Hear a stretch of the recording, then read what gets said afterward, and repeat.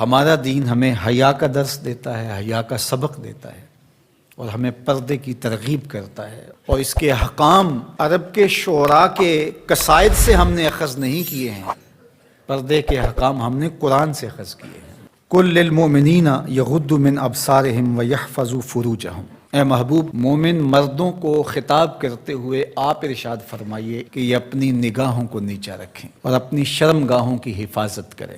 اللہ کے محبوب نے ارشاد فرمایا کہ جو اپنے دو جبڑوں کے درمیان یعنی زبان اور دو ٹانگوں کے درمیان پارسائی کی جگہ ان دو چیزوں کی مجھے ضمانت دے دے، میں محمد انہیں جنت کی ضمانت دیتا ہوں صلی اللہ علیہ وآلہ وسلم۔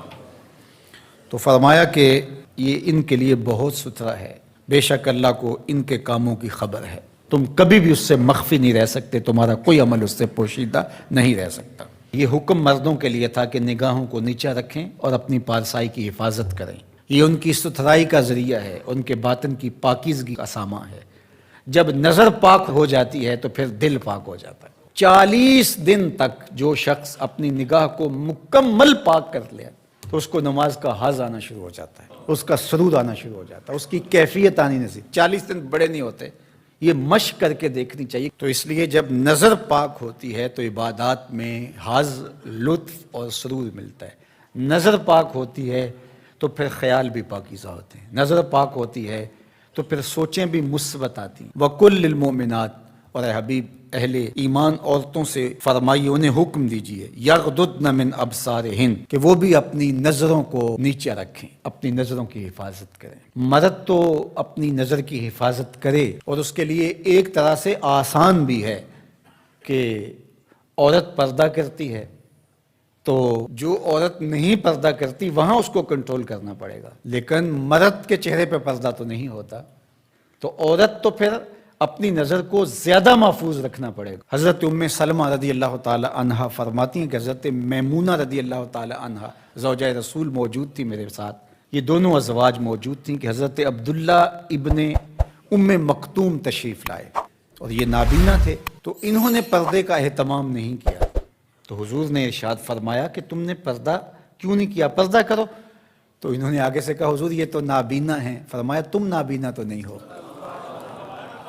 وَيَحْفَظْنَ فُرُوجَهُنَّ، اور اپنی پارسائی کی حفاظت کریں، اپنی آبرو کا پہرا دیں۔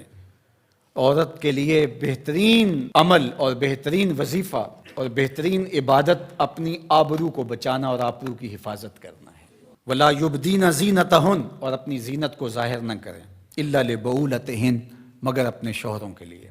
یہاں تک ارشاد فرمایا، یہ حدیث رسول ہو تو شاید کوئی جدید مفکر کہہ دے کہ یہ ضعیف ہے، یہ قرآن ہے، سنیے ذرا۔ وَلَا يَضْرِبْنَ بِأَرْجُلِهِنَّ لِيُعْلَمَ مَا يُخْفِينَ مِنْ زِينَتِهِنَّ، عورت اپنے گھر کی چار دیواری میں اتنے زور سے قدم نہ رکھے کہ اس کے پاؤں میں پڑی ہوئی پازیب کی آواز گلی میں گزرتے ہوئے غیر مرد کے کانوں تک پہنچے۔